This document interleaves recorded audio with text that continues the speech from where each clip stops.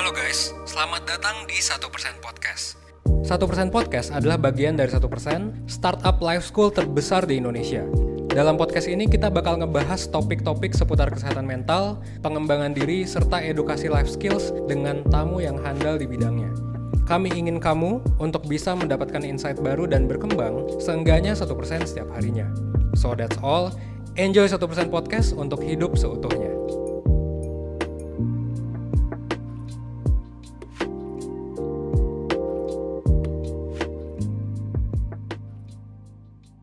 Hai Perseners, balik lagi di 1% Podcast bareng aku Arlin, mentor dari 1%, yang kali ini akan jadi host kalian di episode ini. Nah, gimana nih kabar teman-teman Perseners semua? Semoga semuanya sehat-sehat ya. Oke, hari ini kita bakal ngobrolin suatu topik yang udah pasti seru banget. Dan pastinya mungkin relatable sama Perseners semua dan aku juga sih. Tapi hari ini aku gak sendiri, karena hari ini aku ditemenin sama, my partner, Kak Andrea. Hai Kak Andrea. Hai Kak Arlin, kita ketemu lagi. Nah, Perseners, Kak Andrea ini salah satu mentor dari 1% juga, bener ya Kak? Betul. Oke, nah mungkin nih sebelum kita masuk ke topik utamanya, boleh gak nih Kak Andrea sharing nih sama aku dan Perseners tentang pengalaman mungkin ya ketika Kak Andrea tuh ada di posisi ngerasa, aku lebih pede nih, dan aku yakin nih sama diriku sendiri gitu. Pernah ada gak sih pengalaman berada di situasi yang seperti itu? Mungkin boleh nih Kak di-share ke aku dan ke Perseners juga. Oke, pengalaman lebih pede gitu ya, ngerasa pede gitu ya dengan diri sendiri dan yakin dengan diri sendiri. Contohnya pada saat podcast ini sebagai salah satu contoh juga ya, aku merasa percaya diri dan yakin untuk sharing ke Perseners semua gitu ya, terkait pengetahuan yang aku punya gitu ya, info-info yang aku punya, pun sama ketika aku menjadi narasumber di berbagai acara psikoedukasi lainnya gitu ya, dimana aku merasa percaya diri dan yakin ketika aku sharing ke orang lain. Berarti dari Kak Andrea sendiri punya nih ya pengalaman terkait momen-momen ketika aku ngerasa pede nih, aku ngerasa yakin nih sama diriku sendiri. Nah, kan hari ini tuh kita mau ngobrolin tentang main character energy gitu ya. Nah, kalau dari Kak Andrea sendiri, mungkin Perseners juga ada yang udah pernah dengar gitu, tapi mending kita langsung tanya deh ya ke Kak Andrea. Sebenarnya itu tuh apa sih Kak? Jadi jangan sampai nanti kita jadi mislead nih, ntar kita jadi salah paham nih. Sebenarnya apa sih main character energy itu? Jadi main character energy itu didefinisikan sebagai seseorang yang hidup sebagai tokoh utama dalam cerita hidupnya gitu. Jadi menunjukkan dirinya sebagai tokoh utama dari ceritanya. Lalu awalnya tuh kenapa sih kok ada istilah ini gitu ya Kak? Dan kan sekarang banyak banget ya istilahnya ya. Termasuk ini ya main character energy gitu. Jadi awalnya main character energy ini tuh suatu tren yang muncul karena pandemi COVID-19 gitu ya. Jadi waktu awal-awal pandemi, aktivitas kita tuh kan sangat dibatasi ya. Sehingga kita lebih banyak di rumah, memang melakukan aktivitas di rumah. Penggunaan internet ini juga meningkat, media sosial juga penggunaannya semakin meningkat gitu ya, menurut berbagai sumber, data dari berbagai sumber gitu. Nah, hal ini juga menyebabkan munculnya berbagai tren di media sosial, Kak Arlin. Jadi kalau Perseners ingat gitu ya, dulu tuh ada kayak Dalgona Coffee, itu kan juga salah satu bentuk tren media sosial waktu pandemi ya gitu. Ngapain ya di rumah bikin Dalgona Coffee. Terus joget TikTok yang macam-macam gitu ya. Terus jadi banyak online shop yang berinovasi untuk meningkatkan penjualan dari marketing secara online gitu. Lalu ada tren-tren video-video juga nih ya yang dibuat oleh teman-teman gitu ya di media sosial, kayak misalnya joget tadi ya TikTok gitu ya, terus bikin day in the life juga kan yang terbaru sekarang gitu. Jadi dari situ awalnya. Jadi dimulai dari video-video yang dibuat di media sosial yang menggambarkan diri kita sebagai tokoh utama dari cerita hidup kita. Gitu Kak Arlin. Oke, berarti emang munculnya benar-benar sejak pandemi juga, dan dari si media-media sosial itu ya sebenarnya yang akhirnya menunjukkan bahwa kita nih tokoh utama loh dari kehidupan kita gitu. Mungkin contohnya nih Kak, contoh realnya deh gimana sih dari si main character energy ini kalau di dalam kehidupan sehari-hari, mungkin biar lebih relate. Jadi contohnya misalnya kita bikin video tentang having fun dengan teman-teman, liburan gitu ya. Karena mungkin waktu pandemi juga kan kita kangen ya masa-masa itu ya, keluar gitu. Jadi banyak teman-teman yang akhirnya bikin video waktu mereka lagi having fun sama teman-teman, lagi liburan gitu ya. Me time. Jadi kayak romantisasi hidup kita. Oke, kalau misalnya nih Kak, kalau aku pikir nih, berarti kan misalnya kita posting bahwa oh hari ini lagi olahraga nih atau lagi liburan sama teman, kayaknya ya itu butuh satu rasa percaya diri nggak sih? Karena kalau dia nggak percaya diri ya mungkin ya nggak berani juga gitu untuk posting misalnya, untuk sharing apa yang dia lakukan hari ini gitu. Sebenarnya itu berkaitan nggak sih Kak sama percaya diri? Yes, tentu saja berkaitan Karin. Karena merasa percaya diri inilah yang mendorong kita untuk berani untuk berbagi ke teman-teman yang lain gitu ya, melalui media sosial tentunya. Jadi memang ada kaitannya dengan rasa percaya diri. Jadi percaya diri itu atau self-confidence adalah suatu rasa percaya, namanya kan percaya diri ya.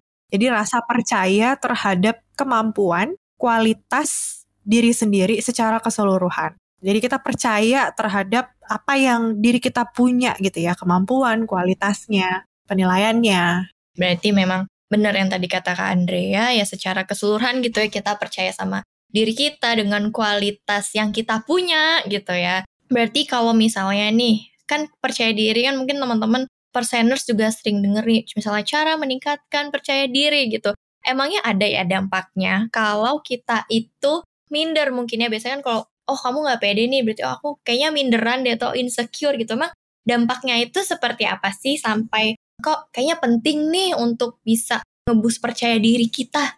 Oke, jadi tentu saja ada dampaknya ya, Karin. Yang pertama, tadi insecure ya, merasa tidak aman dan nyaman ketika beraktivitas. Itu yang paling sering ditemui gitu ya. Kalau kita minder jadinya ngerasa nggak aman, nggak nyaman ketika beraktivitas. Menyebabkan aktivitasnya juga jadi terganggu. Terus overthinking juga. Karena nggak pede, jadi mikir terus mau posting ini, mikir, mau posting ini, mikir. Ujung-ujungnya jadi posting gitu kan. Dan itu juga berdampaknya kita jadi ada tekanan tersendiri gitu ya. Tadi ujungnya adalah aktivitasnya menjadi terganggu juga gitu. Kita menjadi nggak nyaman, nggak aman gitu ya. Dan beberapa studi ini sebenarnya juga mengungkapkan kalau orang yang lebih percaya diri itu cenderung akan lebih sukses dengan hidupnya. Jadi ada kaitannya dengan kesuksesan kita. Jadi kalau misalnya kita kurang percaya diri gitu, itu bisa berdampak juga nih pada target-target yang ingin kita capai gitu ya. Jadi berdampak pada kesuksesan juga gitu, mungkin akan lebih terhambat gitu ya, seperti itu. Oke, berarti emang sebenarnya dampaknya ada banget gitu ya. Dan berkaitan juga ternyata si percaya diri ini sama kesuksesan gitu. Tadi kalau dari yang Kak Andrea bilang, salah satunya aku sih, aku kadang kalau mau posting itu kebanyakan mikir. Sampai akhirnya nggak jadi deh, atau mungkin ke posting sih, tapi aku kayak, ntar orang nganggapnya gimana ya, salah nggak ya gitu. Aku sering banget sih ngerasain kayak gitu.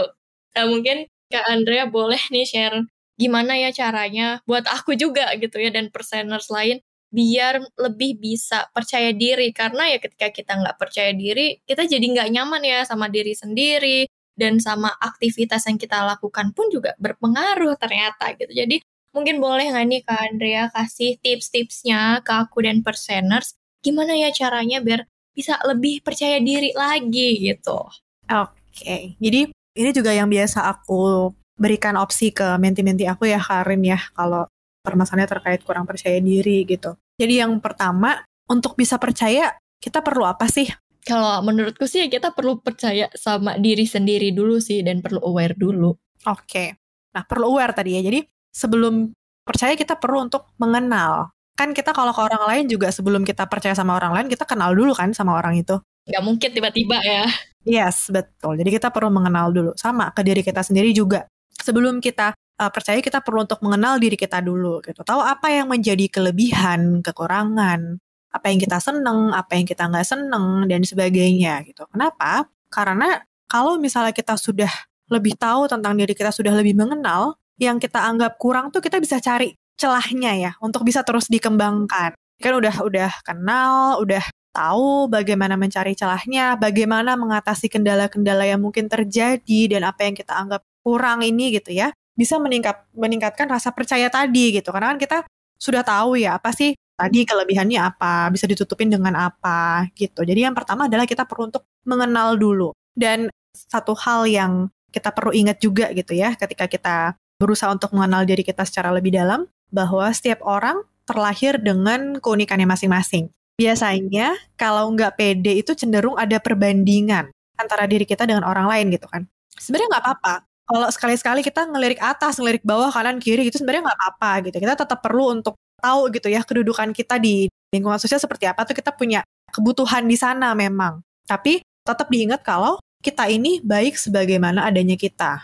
Setiap orang tuh unik, pasti berbeda. Even anak kembar pun pasti berbeda, ya kan? Pasti ada bedanya, baik dari segi karakter, physically pun pasti ada bedanya, kembar identik. Jadi selalu ada kemungkinan kita tuh bisa berkembang menjadi pribadi yang lebih baik dan bisa mencapai aktualisasi diri gitu. Jadi setiap orang punya keunikannya masing-masing dan ya kita semua punya kesempatan yang sama untuk bisa berkembang menjadi pribadi yang lebih baik dan mencapai aktualisasi diri. Itu yang pertama.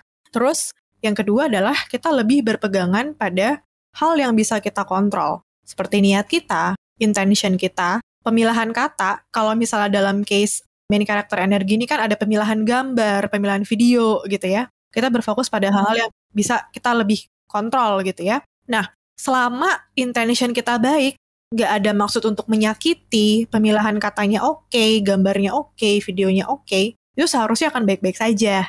Karena kita berfokus pada hal yang kita bisa kontrol. Lalu, respon orang lain gitu. Kadang kan kita tuh takutnya sama respon orang lain ya. Gitu. Orang lain akan ngomong apa gitu. Kalau di case ini ya, di case main karakter energi ini kan, untuk memposting berbagi sesuatu tuh kita takut respon orang lain tuh akan menjadi negatif gitu. Respon orang lain itu berada di luar kontrol kita kan, Karlin. Jadi memang semua orang tuh sebenarnya memiliki hak untuk berpendapat. Ya, yang menjadi pikiran mereka, respon mereka tuh sebenarnya udah di luar kontrol kita. Jadi kita baiknya lebih berfokus pada hal-hal yang memang kita bisa kontrol gitu. Karena memang jelas respon orang lain tuh di luar kontrol kita gitu ya.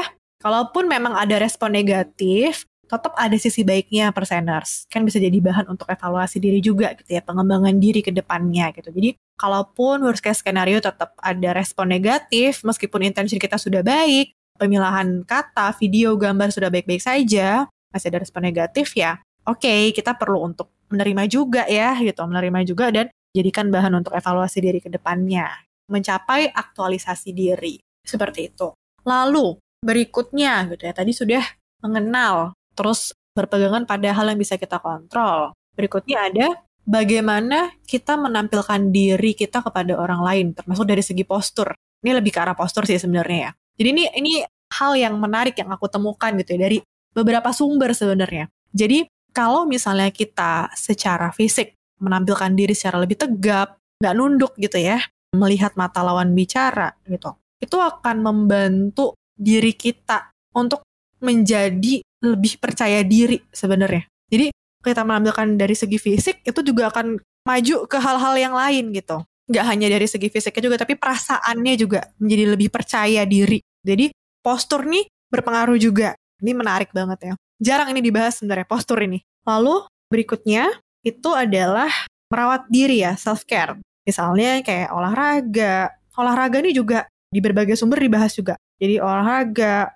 tidur, makan teratur, itu bisa mempengaruhi mood kita kan gitu. Olahraga tadi ya terutama kan mengeluarkan hormon-hormon yang membuat kita menjadi lebih merasa bahagia. Tidur yang cukup, makan dan teratur itu mempengaruhi juga tubuh kita sehingga energinya lebih positif. Jadi bisa memunculkan rasa percaya diri juga. Lalu berikutnya ada afirmasi positif, Karlin. Jadi positive self-talk juga bisa gitu ya. Jadi kita cari kata-kata yang bagus gitu ya, misalnya dari internet, kata-kata yang bagus yang sekiranya bisa memotivasi diri kita untuk maju ke depan gitu ya.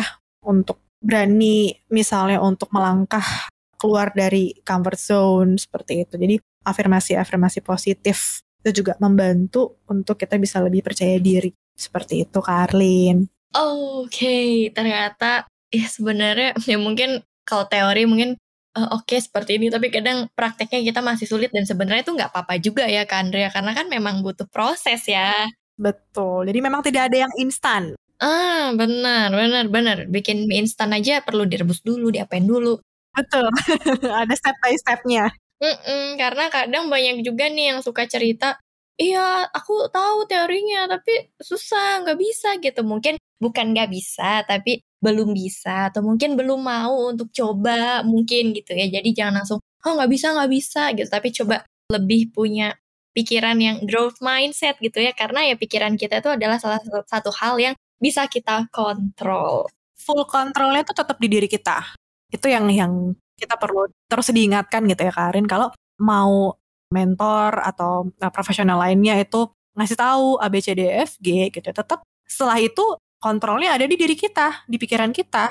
Balik lagi gitu. Setuju sih, karena percuma misalnya kita tahu harus begini-begini, tapi ya kita nggak yakin sama diri sendiri, terus kita juga mungkin nggak mau coba, takut ya akan sulit juga gitu. Jadi sebenarnya ketika menghadapi sesuatu yang sulit, misalnya mau belajar untuk percaya diri, kayaknya susah, tapi tenang dulu gitu, bukan berarti nggak bisa. Pelan-pelan aja, step by step. Wah, Kak Andrea, terima kasih banyak loh sharingnya hari ini. Sangat relate untukku juga. Sama satu hal lagi nih, aku mau tambahin sedikit. Jadi ini juga sering aku info ke menti aku gitu ya. Kalau gagal, coba lagi. Jadi kalau kita mencoba itu ada kemungkinan gagal juga kan. Tapi kalau gagal ya dicoba lagi gitu. Bukan memaksakan ya. Kalau memaksakan tuh kan ada pressure tersendiri gitu ya. Ada tekanan tersendiri. Tapi kalau dicoba, kalau gagal dicoba lagi. Masih bisa dicoba lagi, coba lagi, coba lagi. Jadi kata-katanya tuh tidak seberat memaksa. Dia mencoba, coba lagi. Gagal, coba lagi. Gagal, coba lagi. Gitu. Dan gak apa-apa. Untuk gagal itu gak apa-apa. Bener sih, aku setuju banget. Jadi kalau gagal sekali ya jangan langsung, aduh apa aku bodoh ya atau aku gimana. Enggak gitu. Mungkin yuk di percobaan berikutnya bisa misalnya kayak gitu. Oke, kalau gitu Kak Andrea, terima kasih banyak untuk sharingnya dan tips-tipsnya yang luar biasa. Aku juga jadi mau mempraktekkan ke dalam diriku sendiri. Semoga next time kita bisa sharing lagi. Sukses terus untuk Kak Andrea. Makasih juga Perseners yang udah dengerin podcast ini sampai akhir. Semoga apa yang aku obrolin sama Kak Andrea hari ini bisa bermanfaat dan membantu Perseners untuk bisa berkembang setidaknya 1% setiap hari. Kalau butuh cerita-cerita, mau misalnya langsung ngobrol langsung sama aku atau Kak Andrea atau sama psikolog juga boleh banget bisa ikut layanan mentoring dan konselingnya 1%. Dan juga akses informasi edukasi seputar kesehatan mental bisa di YouTube-nya 1% atau Instagram di @1%official. Terima kasih semuanya udah mendengarkan podcast ini. Semoga bisa bermanfaat dan sampai ketemu di podcast selanjutnya. Dadah!